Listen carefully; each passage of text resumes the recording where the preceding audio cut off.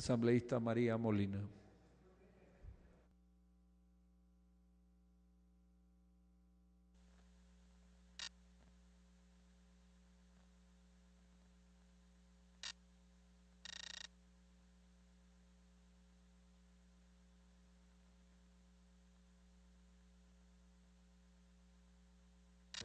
Ya.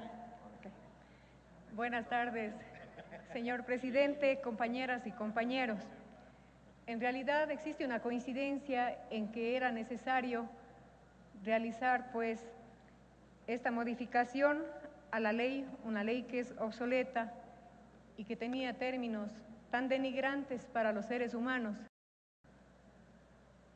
En la actualidad, pues, vemos que este proyecto de ley pretende ratificar los derechos de las mujeres como también los derechos de los migrantes que se encuentran fuera de nuestro país.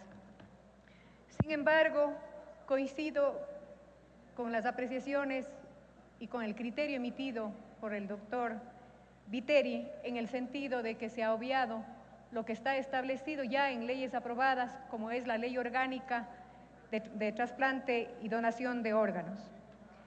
También es necesario, creo yo, considerar el artículo 12 de la Ley Orgánica de Discapacidades, ya que mediante el artículo 12 se reconoce que la cédula de identidad es el único documento que acredita la calificación de las personas con discapacidad y es el mismo que les permite el que ellos puedan acogerse a los beneficios que presenta la misma.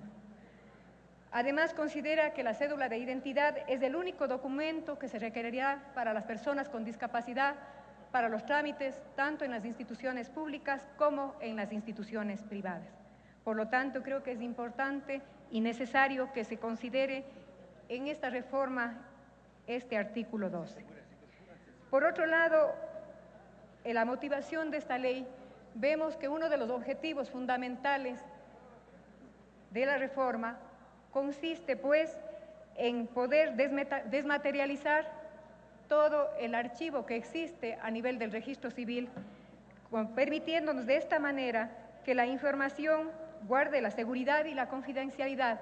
Pero yo también apostaría que el hecho de tener ya instrumentalizado la información nos permitiría que el registro civil dé una mayor agilidad a los trámites, sobre todo para los usuarios.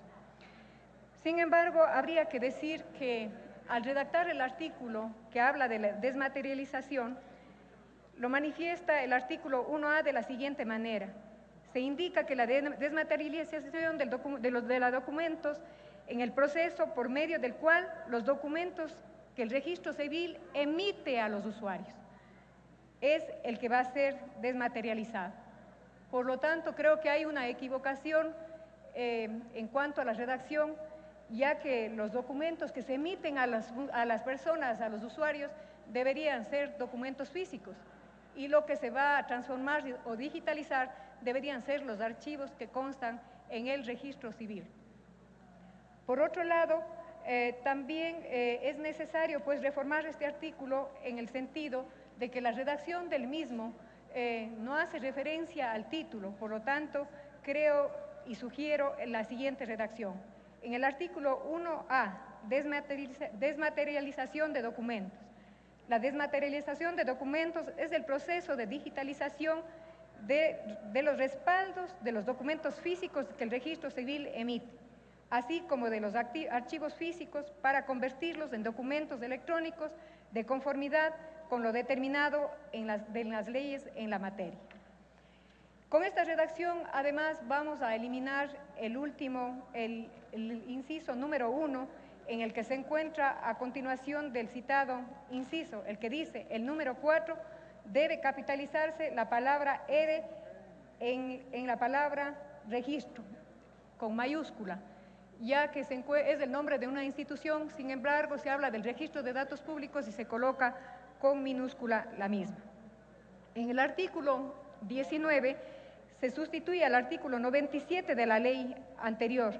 Respecto a la cédula de ciudadanía o identidad, en el último inciso debería citarse, pues, una excepcionalidad, debido a que aquellas personas que no carecen pues de huellas dactilares y se habla de huellas dactilares de las manos o de los pies.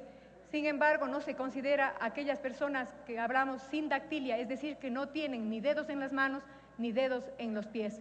En este sentido, también habría que citarse una excepcionalidad. En cuanto al artículo 124, que sustituye al 121 de la ley respecto a la imposición de penas y sanciones, yo quiero recordar que el artículo 84 de la Constitución de la República dice: la Asamblea Nacional tendrá la obligación de adecuar formal y materialmente las leyes y demás normas jurídicas a los derechos previstos en la Constitución y a los tratados internacionales. En el marco del derecho al debido proceso, una de las garantías básicas es la establecida en el artículo 76, numeral 3, en el que se indica que nadie podrá ser sancionado ni juzgado por un acto u omisión que al momento de cometerse no esté tipificado en la ley como infracción penal, administrativa o de otra naturaleza, ni se le aplicará una sanción no prevista por la Constitución y la ley. Sin embargo, el artículo 24 señala que, salvo los casos especialmente penados por esta ley, dice: quienes la contravinieren serán sancionados por multa de 1 a 10% del salario básico, que lo impondrá ¿quién? El director general del Registro Civil, identificación y cedulación, conocimiento de causa y criterio discrecional, atendiendo a la gravedad de la infracción.